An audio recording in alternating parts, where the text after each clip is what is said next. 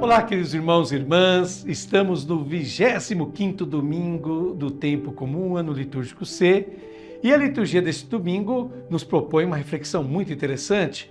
Por isso eu escolhi o seguinte tema: o dinheiro só tem sentido se utilizado a favor dos outros. Vou repetir: o dinheiro só tem sentido se utilizado a favor dos outros. Nós vamos então ler Lucas capítulo 16, versículos de 1 a 11. O dinheiro para Jesus é um instrumento necessário para se sentir bem e fazer as pessoas se sentirem bem. Portanto, é um instrumento para os outros, mas é sempre um instrumento. Quando deixa de ser um instrumento, torna-se um ídolo que sacrifica as pessoas. Lemos essa parábola desconcertante e imprevisível que só o evangelista Lucas nos traz no capítulo 16, como eu já disse, dos primeiros 13 versículos, do versículo 1 ao 13, aliás, não 11, como eu tinha dito. Por que é desconcertante essa parábola de Lucas? Porque Jesus propõe uma pessoa desonesta como exemplo de comportamento. E isso realmente é um tanto estranho. Vamos ver? Comecemos lendo então Lucas capítulo 16, versículo 1. Já aparece aí para você. Naquele tempo, Jesus dizia aos discípulos: um homem rico tinha um administrador que foi acusado de esbanjar os seus bens. É um ensinamento de Jesus para a sua comunidade. Bem, desde que o mundo é mundo, sabe-se disso. Existe inclusive o provérbio italiano que diz: qui ministra, minestra. Qui ministra, minestra. Ou seja, quem administra fica com a parte daquilo que toma conta, né? Quem administra sempre come uma parte daquilo que toma conta. Sempre muitos dos administradores, dos feitores e corretores fizeram seus próprios interesses em detrimento dos interesses do patrão e em detrimento dos trabalhadores. Bem, este homem percebe isso, que ele fez isso. Pois bem, vamos ver o que acontece. Lendo agora os versículos de 2 a 4 do capítulo 16 de Lucas. Ele o chamou e lhe disse: que é isto que ouço a teu respeito? Presta contas da tua administração, pois já não podes mais administrar meus bens. O administrador então começou a refletir: o senhor vai me tirar a administração. O que vou fazer? Para cavar não tenho forças.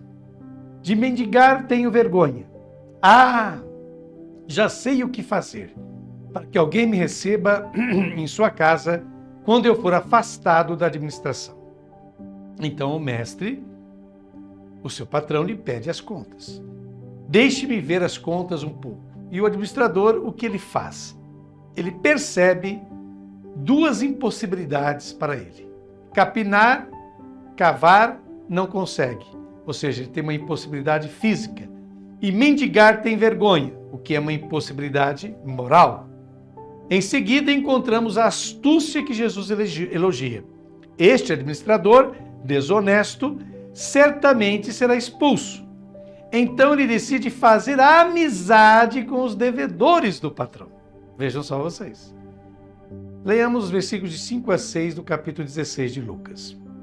Então ele chamou cada um dos que estavam devendo ao seu patrão e perguntou ao primeiro: quanto deves ao meu patrão? Ele respondeu: 100 barris de óleo.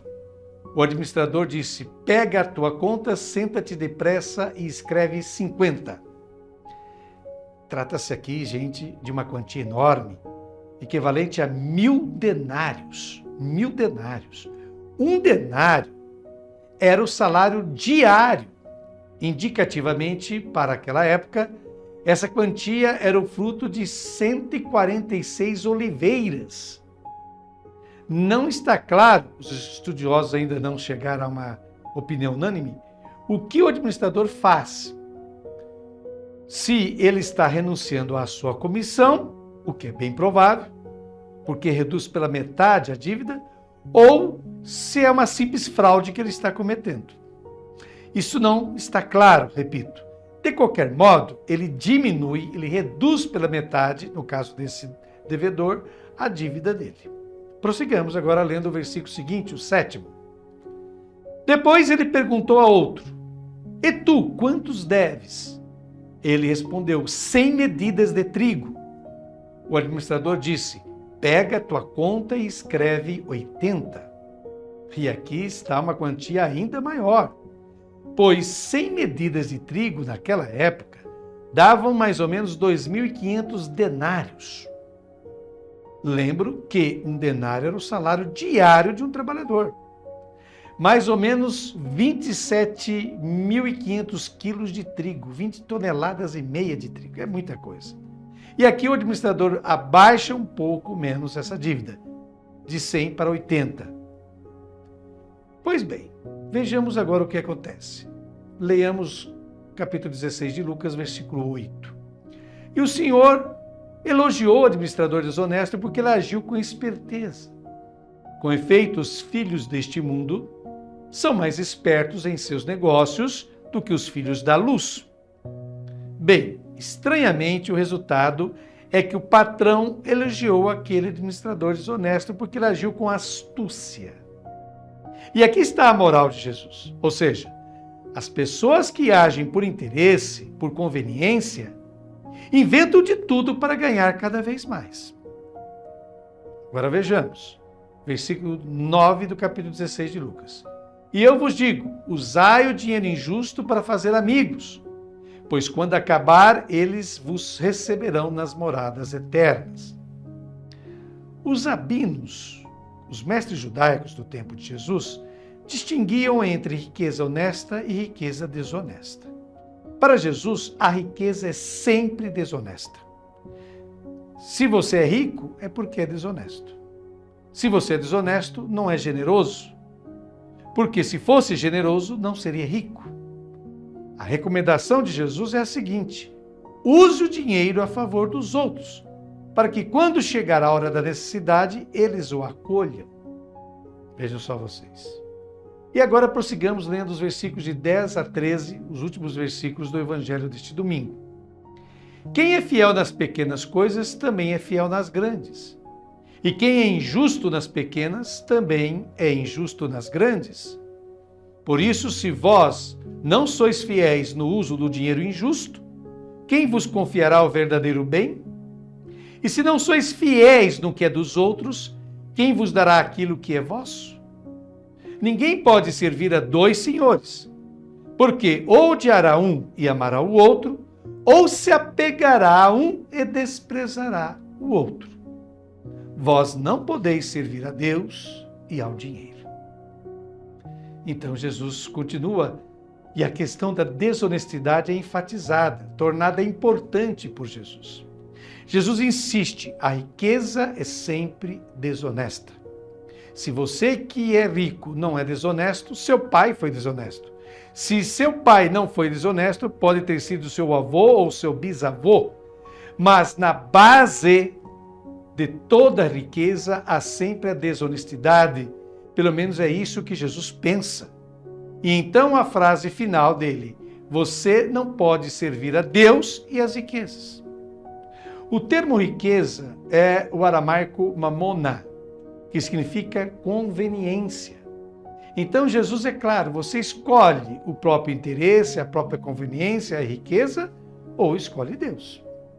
Você não pode juntar os dois, riqueza e Deus. Bem, o evangelista escreve que assim que Jesus fez essa declaração, ele ouviu risos atrás dele. Está em Lucas capítulo 16, versículos 14 a 15. Quem será? Serão os gananciosos cobradores de impostos? Serão os pecadores? Não. Aqueles que riem são justamente os piedosos fariseus. Os fariseus, tão piedosos e devotados, não faziam diferença entre o canto de um salmo e o acerto de contas. O dinheiro corrompe.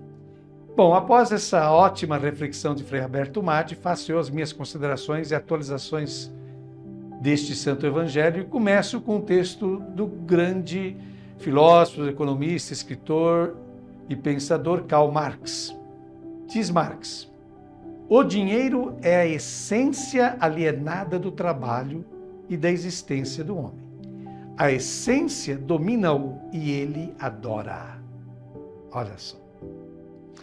A advertência mais séria que Jesus jamais deixou para a humanidade encontra-se neste Evangelho de Lucas, que a gente acabou de ler. Abre aspas. Não podeis servir a Deus e ao dinheiro, diz Lucas no capítulo 16, versículo 13, que acabamos de ler. E por outro lado, não existe nada tão difícil para nós que nos propormos a ser discípulos e discípulas de Jesus, que evitar esse tipo de tentação. E por que Jesus é tão radical nessa questão da impossibilidade de reconciliar Deus e as riquezas? Por um motivo óbvio. Porque para ser rico, para acumular riquezas, o ser humano passa a ser escravo daquilo que possui. Ao invés de se servir do dinheiro, passa a ser servo, escravo do dinheiro. Há um ditado que diz: dinheiro não aceita desaforo.